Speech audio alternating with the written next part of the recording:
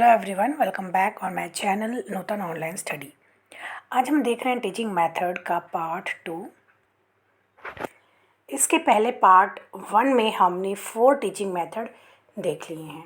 ठीक है, तो आज हम अपनी वीडियो में बाकी के जितने भी बचे हुए मेथड्स हैं उसको एक एक करके पढ़ेंगे।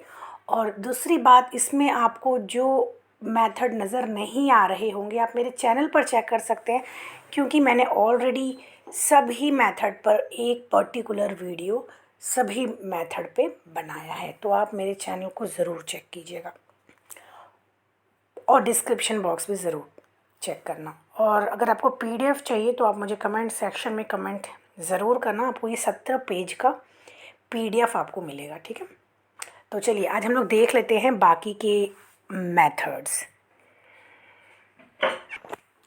अच्छा, जो अब हम देख रहे हैं 5th मेथड, ह्यूरिस्टिक मेथड। ठीक है, ये हम ह्यूरिस्टिक मेथड देख रहे हैं। बाकी के जो 4 मेथड बचे हुए, मेथड 1 2 3 4, वो आप मेरे फर्स्ट पार्ट में देखिएगा। ठीक है, अब ह्यूरिस्टिक मेथड क्या होता है। ह्यूरिस्टिक ये जो शब्द है, ग्रीक शब्द ह्यूरिस्को से बना है, जिसका मतलब होता है खोज करना, फाइंड करना, डिस्कवर करना।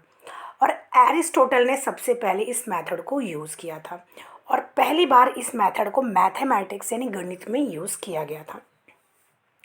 इस मेथड में क्या होता है कि जो टीचर होती है वो बच्चों को बेसिकली कुछ प्रॉब्लम देती है, कोई जिसे हम हिंदी में क्या कहेंगे, कुछ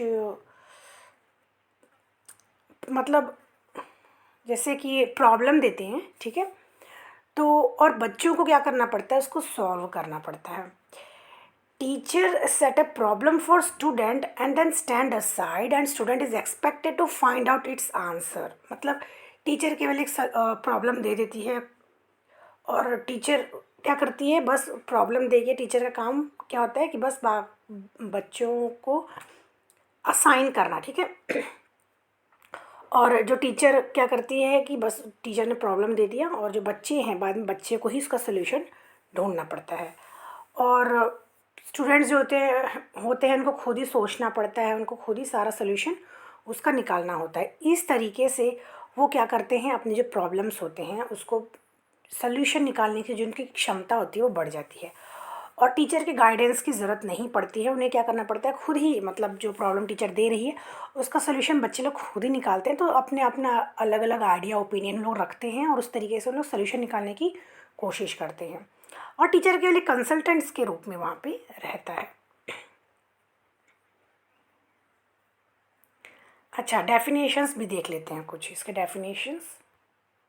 आपको जो डेफिनेशन जो मेथड होते हैं वो छोटे छोटे शॉर्ट क्वेश्चन में भी आ सकते हैं। ठीक है, तो आप ज़रूर डेफिनेशन लिखिएगा, उसका एक अच्छा इम्पैक्ट पड़ता है।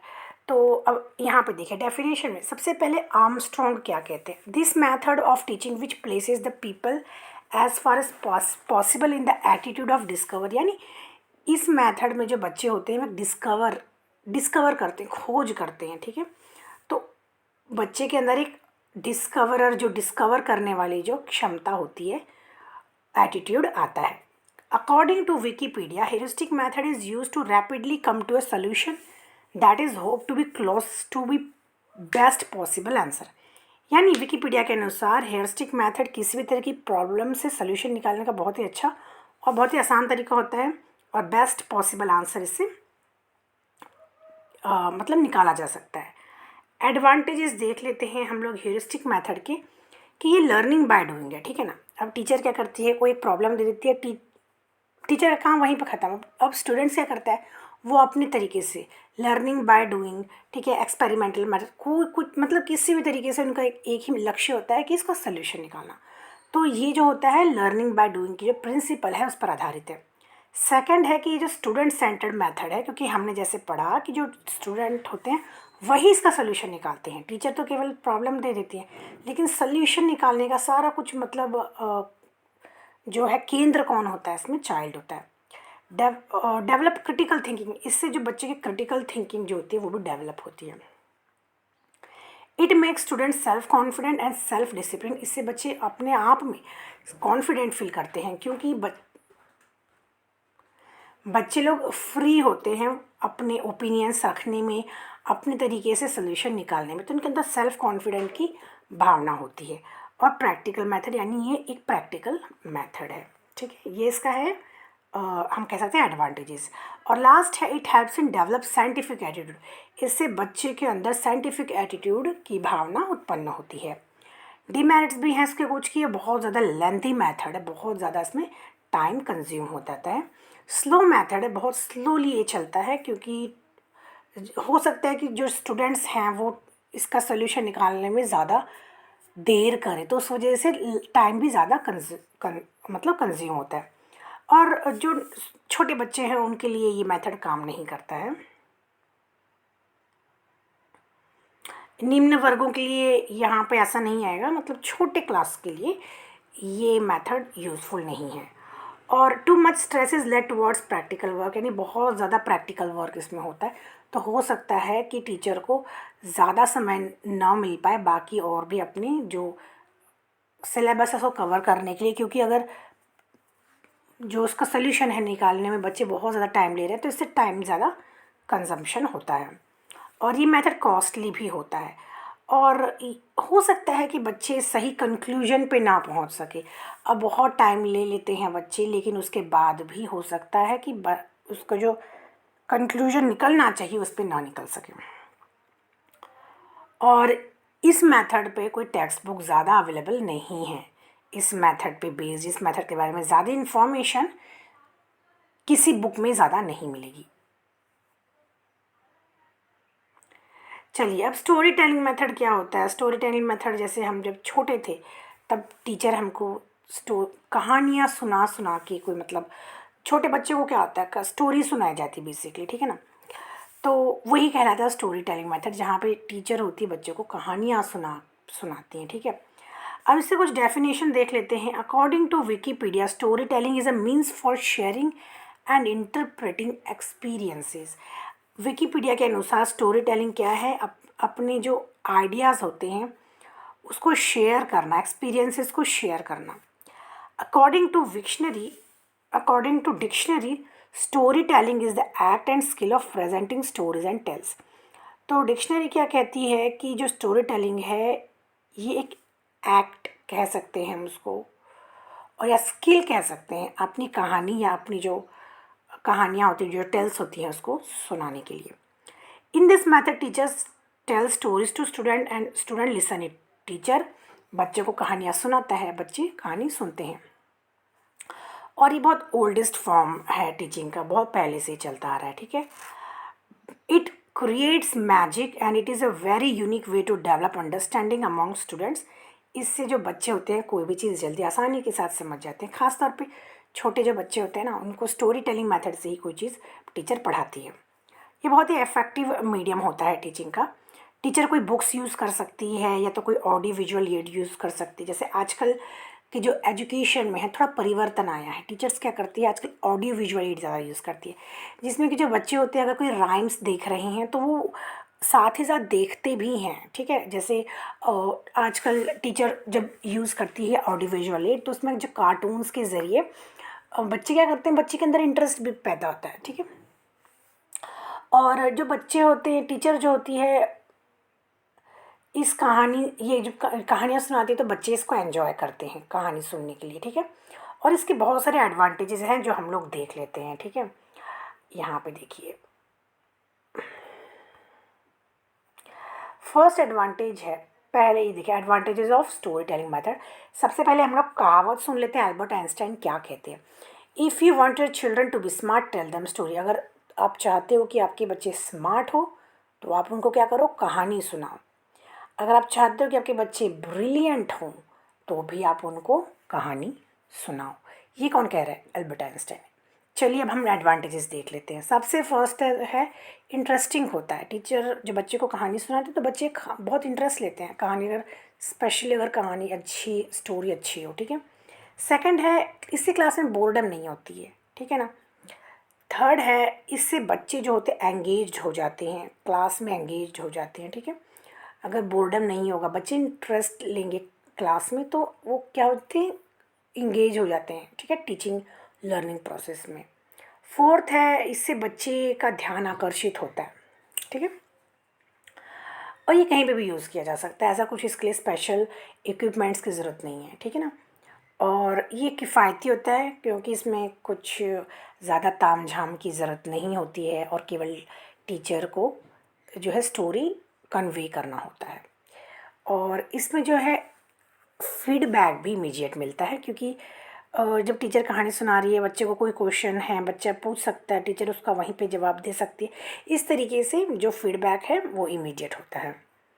डिसएडवांटेजेस भी होते हैं स्टोरी टेलिंग मेथड के, बहुत टाइम लेता है, ठीक है, और कभी कभार बोरिंग होती है। अगर स्पेशली अगर कहानी इंटरेस्टिंग ना हो, स्टोरी इंटरेस्टिंग ना हो, या टीचर को अपनी जो कहानी है वो किस तरीके से इंटरेस्टिंग बना के बच्चों के सामने पेश करना है वो ना पता हो, तो कभी कभार ये मेथड बोरिंग भी होता है, स्ट्रेसफुल भी होता है स्पेशली फॉर टीचर्स।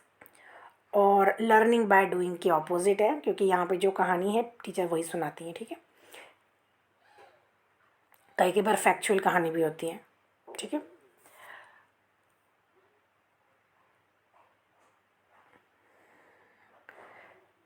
सॉरी, कई बार फिक्शनल कहानियाँ भी होती है, ठीक है। और फोर्थ है इट, लर्निंग बाय डूइंग के ये क्या है, अपोज में है। और कई कई बार क्या होता है कि कहानियाँ बहुत लॉन्ग हो जाती, लेंथी हो जाती है, या तो कहानी उतनी इंटरेस्टिंग नहीं होती है, तो क्या होता है कि क्लास में जो बच्चे होते हैं वो भी निष्क्रिय हो जाते हैं, एक्टिव नहीं होते हैं, ठीक है। और वैसे भी ये लर्निंग बाय डूइंग है तो एक्सपेरिमेंट मेथड है, तो डेमोन्स्ट्रेशन मेथड तो होता नहीं है, तो बच्चे निष्क्रिय रहते हैं, ठीक है। अच्छा, अब हम देख लेते हैं सेवेंथ है प्रोजेक्ट मेथड। प्रोजेक्ट मेथड क्या होता है कि यह आजकल के ज़माने में यूज़ किया जाने वाला एक बहुत अच्छा मेथड है, मॉडर्न मेथड है। यह मेथड जो होता है प्रैग्मेटिज्म के और लर्निंग बाय डूइंग के सिद्धांत पर आधारित है। और इट वॉज डिस्क्राइब, इस बारे में, इस प्रोजेक्ट मेथड के बारे में डिटेल में विलियम एच किलपैट्रिक के famous article the project method में, जो 1918 में प्रकाशित हुई थी, उसमें बताया गया है। डब्ल्यू एच किलपैट्रिक कौन थे, तो W H Kilpatrick John dewy के स्टूडेंट रहे हैं। इस मेथड में क्या होता है कि जो चिल्ड्रन होते हैं सॉल्व प्रैक्टिकल प्रॉब्लम, मतलब उनको प्रॉब्लम दिया जाता है, प्रैक्टिकल प्रॉब्लम, और वो उनको सॉल्व करने की कोशिश करते हैं। कई कई दिन भी लग सकते हैं, कई कई वीक्स भी इसमें लग सकते हैं। और टीचर जो होती है बच्चों को क्लासरूम में नहीं, बाहर के स्पेशली एनवायरनमेंट में कुछ उससे रिलेटेड जो होता है प्रोजेक्ट दिया जाता है बच्चों को, और बच्चे जो होते हैं उसको करने में कई कई दिन, कई कई वीक भी लग सकते हैं, ठीक है। और इससे बच्चों को रियलिस्टिक और लर्निंग मिलती है। डेफिनेशन देख लेते हैं। डब्ल्यू एच किलपैट्रिक के अकॉर्डिंग यह एक होल हार्टेड और पर्पसफुली किया जाने वाला एक एक्टिविटी है जो कि सोशल एनवायरनमेंट में किया जाता है, क्लास में नहीं, बाहर जाके, ठीक है, किया जाता है। According to Ballard it is a bit of real life that has imparted into school, कि यह एक जो वास्तविकता होती है जो कि स्कूल में बच्चों को दी जाती है। वास्तविकता, प्रोजेक्ट मेथड क्या होता है, बाहर जाते हैं, बाहर कोई बच्चे को टीचर प्रोजेक्ट देती है और वो उस वही काम करते हैं। जैसे कि अगर हम देख सकते हैं, जैसे कि अगर बाहर जाके टीचर साइंस से रिलेटेड कोई प्रोजेक्ट दे देती हैं, जैसे कि या तो विंड मिल बनाना, छोटा सा ही, ठीक है, या तो कुछ क्रॉप्स जो होते हैं, जो सीड्स होते हैं उसको प्लांट करना, इस तरीके के जो प्रोजेक्ट होते हैं उसमें थोड़ा टाइम लगता है, ठीक है। तो इससे बच्चों को रियल लाइफ जो है एक्सपीरियंस भी मिलता है। प्रिंसिपल देखिए, प्रिंसिपल क्या है प्रोजेक्ट मेथड के, प्रिंसिपल ऑफ पर्पस, यानी ये किसी पर्पस से किया जा रहा है, ठीक है। और प्रिंसिपल ऑफ एक्टिविटी, यहाँ पे एक्टिविटी भी होती है क्लास जो बच्चे में। और रियलिटी, तो ये मतलब हमने पढ़ा ना, रियल लाइफ एक्सपीरियंस मिलता है। और यूटिलिटी तो यूज़फुल भी होता है बच्चों के लिए, जो उनके फ्यूचर में भी काम आ सकता है। और social environment, principle of social environment, क्योंकि बच्चे क्लास से बाहर निकल के सोशल एनवायरनमेंट के बीच में जाके अपना प्रोजेक्ट करते हैं, तो उसे एक तरीके से कह सकते हैं कि सोशल एनवायरनमेंट का भी प्रिंसिपल इसमें लागू होता है। और प्रिंसिपल ऑफ रियलिटी यानी वास्तविकता, ठीक है, वास्तविकता, वास्तविक उनको अगर एक्सपीरियंस मिल रहा है, ठीक है। अब स्टेप्स देख लेते हैं। सबसे पहले सिचुएशन क्रिएटिंग, सबसे पहले टीचर क्या करती है, सिचुएशन बच्चों के सामने क्रिएट करती है, ठीक है, कोई सिचुएशन क्रिएट करती है, ठीक है। उसके बाद प्रोजेक्ट का सिलेक्शन करती है कि कौन सा प्रोजेक्ट हमें करना है। उसके बाद उस पर प्लानिंग किया जाता है, ठीक है। फिर उसको करने के स्टेप्स लिए जाते हैं, फिर उसके बाद उसको इवैल्यूएट किया जाता है और रिकॉर्डिंग भी किया जाता है, ठीक है। अब टाइप्स देख लेते हैं। टाइप्स कौन कौन से होते हैं। फर्स्ट है क्रिएटिव, या तो प्रोडक्टिव या तो कंस्ट्रक्टिव, ठीक है। तो ये क्या होता है, क्रिएटिव, प्रोडक्टिव और कंस्ट्रक्टिव एक ही नाम है, ठीक है, प्रोजेक्ट मेथड। इसमें या तो मॉडल बनाना या शिप बनानी या प्लांटिंग करना, ठीक है, और डिगिंग करना, ठीक है। अच्छा, सेकंड टाइप है आर्टिस्टिक, जिसे एस्थेटिक भी कह सकते हैं और कंप्यूटर प्रोजेक्ट भी कह सकते हैं। इसमें या तो पोएम्स या सॉन्ग्स, ठीक है, या तो डांसिंग के लिए कुछ, और पेंटिंग। थर्ड है प्रॉब्लमेटिक प्रोजेक्ट। प्रॉब्लमेटिक प्रोजेक्ट में क्या होता है, जैसे पोल्यूशन की प्रॉब्लम, गरीबी की प्रॉब्लम, पॉपुलेशन काउंटिंग, ये सब होता है। फोर्थ है ड्रिल प्रोजेक्ट। ड्रिल प्रोजेक्ट क्या होता है, इसमें जैसे ब्यूटीफुल हैंडराइटिंग होता है, मेकिंग मैप्स बनाना, चार्ट बनाना, ग्राफ बनाना। अच्छा, अब इसके मेरिट्स देख लेते हैं। इससे बच्चों को रियल लाइफ एक्सपीरियंस मिलता है। सेकंड है, इससे बच्चों को रियल लाइफ ये रियलिस्टिक होता है, साथ ही साथ इंटरेस्टिंग भी होता है। इससे बच्चे के अंदर सोशल क्वालिटीज़ भी पैदा होती है। इससे बच्चे जो होते हैं इंडिपेंडेंट, और उनके अंदर एक कॉन्फिडेंस की फीलिंग आती है। और ये जो मेथड है ये स्टूडेंट सेंटर्ड मेथड है, क्योंकि इसमें सारा ध्यान केंद्रित किस पे होता है, स्टूडेंट पे, और सारा वर्क कौन करता है, स्टूडेंट ही करता है। डीमेरिट्स भी देख लेते हैं। बहुत टाइम लगता है, जैसे हमने पढ़ा कि वीक भी लग सकते हैं, कई कई डेज भी लग जाते हैं। स्ट्रेसफुल भी होता है, स्पेशली टीचर्स के लिए और साथ ही साथ स्टूडेंट्स के लिए भी। अगर टाइम बहुत लग रहा है इन सब चीज़ों में, तो हो सकता है कि स्ट्रेसफुल हो जाए। बाहर बच्चों को ले जाना डेली और एक प्रोजेक्ट पे डेली काम करना थोड़ा सा स्ट्रेसफुल हो सकता है। और जो लोअर क्लासेस, जो छोटे बच्चे हैं, उनके लिए एप्लीकेबल नहीं है। और ये थोड़ा सा कॉस्टली मेथड है, क्योंकि वहाँ पे जा रहे हैं तो थोड़ा बहुत तो बाहर लेके जाना और साथ ही कोई प्रोजेक्ट पे करना, तो हो सकता है कि कॉस्टली भी हो सकता है। और ये हर टॉपिक पे अप्लाई नहीं किया जा सकता, कोई कोई पर्टिकुलर टॉपिक पे ही अप्लाई होता है। अच्छा, यहाँ पे देखते हैं last one, question answer method. Question answer method को लॉजिकल मेथड भी कहा जाता है। यह बहुत ही ओल्डेस्ट, यानी बहुत ही प्राचीन एक मेथड है, पद्धति है, और सोक्रेटिस के द्वारा इसे डेवलप किया था, तो इसको हम सोक्रेटिक मेथड भी कह सकते हैं, क्वेश्चन आंसर मेथड को, ठीक है। डेफिनेशन देखते हैं। अकॉर्डिंग टू पोरके, the question is the key to all education activity about the habit skill level. इस मेथड में क्या होता है कि टीचर जो होती है बच्चों से क्वेश्चन पूछती है, जिससे कि बच्चों का जो अंडरस्टैंडिंग लेवल है वो पता किया जा सके। टीचर बच्चों से क्वेश्चन करती है और बच्चे उसका आंसर देने की कोशिश करते हैं। अगर स्टूडेंट इनकम्प्लीट आंसर देते हैं तो टीचर उसको करेक्ट करती है, या तो अगर बच्चा पार्शियल करेक्ट आंसर देता है, then teacher can accept it as a partial correct answer. अगर सही आंसर दे रहा है पर थोड़ी सी उसमें गलतियां हैं, ठीक है, तो उसको as a partial correct answer accept करती है।